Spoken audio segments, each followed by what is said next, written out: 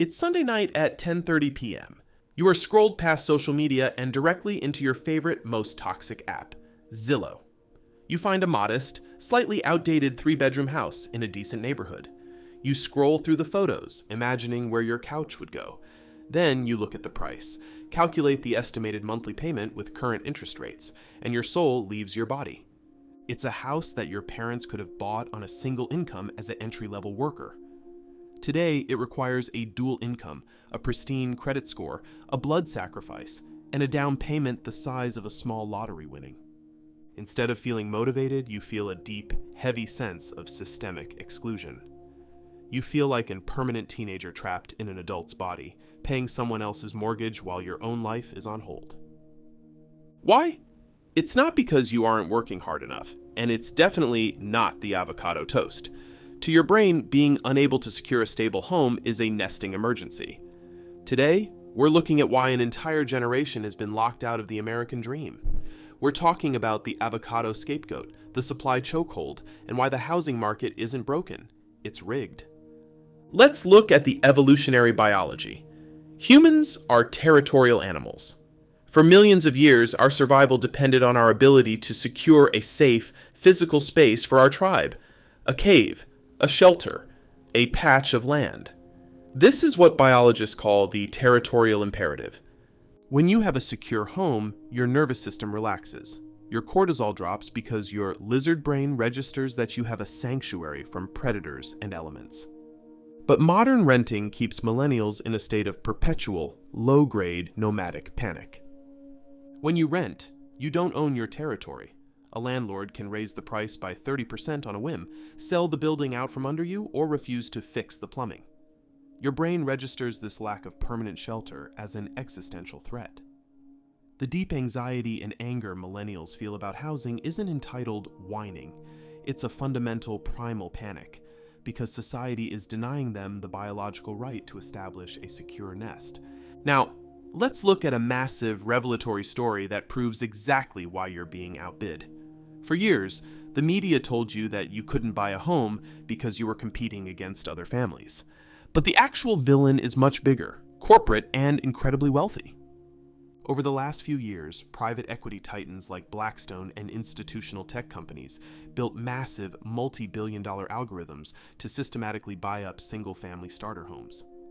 In many suburban neighborhoods, the moment a house under $350,000 hits the market, these corporate bots automatically place an all-cash offer 20% above asking price, waiving inspections. They don't buy these houses to live in them. They buy them to lock them away in a permanent rental pool. This is the financialization of shelter. It reveals the hidden truth of the modern market. You aren't competing with your peers. You are playing a game of Monopoly against Wall Street hedge funds with infinite money.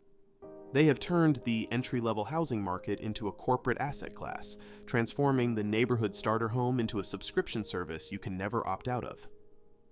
We've all sat through a Thanksgiving dinner where an older relative said, "Well, when I bought my first house in 1982, my interest rate was 18%.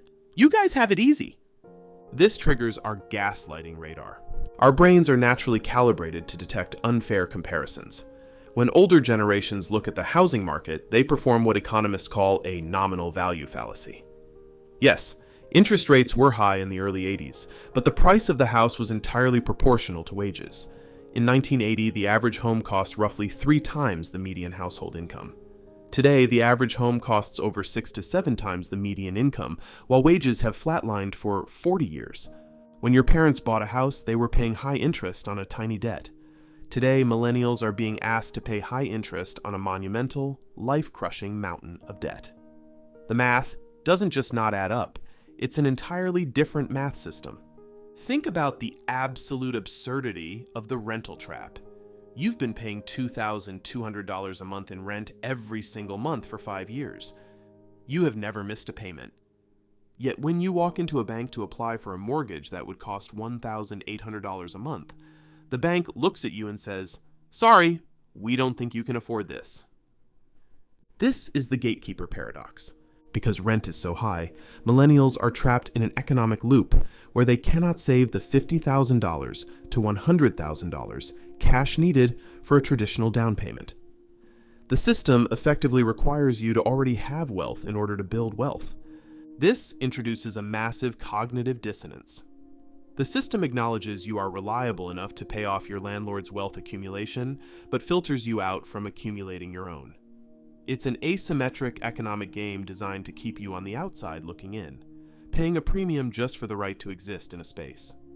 If you are currently feeling like a failure because you're 35 and still living with roommates or renting an apartment, I need you to hear this clearly. Your adulthood is not measured in square footage. We have been conditioned by a century of real estate marketing to believe that buying a home is the ultimate sign of human maturity. If you don't own property, society implies that you are somehow a perpetual adolescent who hasn't fully arrived. But that is a profound lie. You are navigating the most hostile, distorted housing market in human history, surviving in this economy, keeping your head above water, and building a meaningful life, a family, or a community, despite being locked out of the property market, is a triumph of resilience. A house is just wood, drywall, and a massive debt obligation. It is not a metric of your character, your intelligence, or your success. At the end of the day, the millennial housing crisis isn't a story of generational laziness. It's a story of systemic economic closure. But not owning a home doesn't mean you can't build a life. Millennials have redefined what it means to find meaning, investing in experiences, building digital communities, and creating chosen families that aren't defined by a 30-year fixed mortgage. The system might have stolen the white picket fence, but it can't steal your capacity to create joy, stability, and sanctuary wherever you happen to be standing right now. So the next time someone asks you when you're finally going to buy a place, look them in the eye, remember the Wall Street algorithms, and let go of the shame. You are doing just fine. If you are currently watching this video from an apartment with beige walls that you aren't allowed to paint, hit that like button, subscribe for more honest deconstructions of the modern world, and tell me in the comments, what is the most absurd, wildly overpriced fixer-upper you've seen listed in your area? I'll see you in the next one. Keep your credit score up, keep your rent paid, and do yourself a favor. Stop looking at Zillow before you go to sleep.